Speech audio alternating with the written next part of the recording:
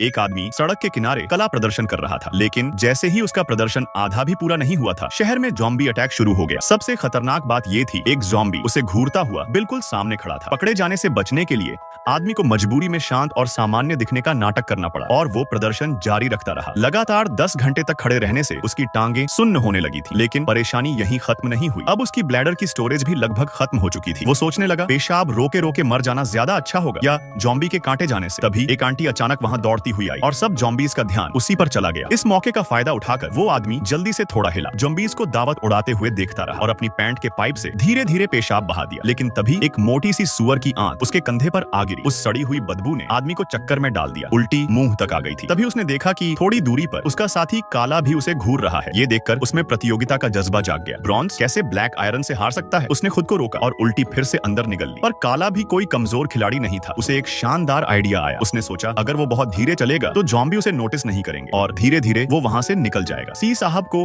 उसका विचार अच्छा तो लगा, मगर हकीकत थोड़ी बेरहम थी। अभी उसने 2 कदम ही बढ़ाए थे कि एक ज़ॉम्बी ने उसकी गाड़ी में एक सुअर का सिर फेंक दिया। ये अचानक का तोहफा उसके पेट को बुरी तरह उछाल गया और उसने वहीं उल्टी कर दी। और जैसा कि अंदेशा था, वो ज़ॉम्बियों की अगली दावत बन गया। अब काला का अंजाम देखकर उस आदमी को समझ आ गया कि अब और देर नहीं कर सकता। ज़ॉम्बीज का ध्यान बंटा देख वो लाठी के सहारे अपनी सुन्न टांगों को घसीटता हुआ भाग निकला। अच्छी बात ये थी कि ज़ॉम्बीज ज्यादा तेज नहीं थे, इसलिए उसे छिपने का वक्त मिल गया।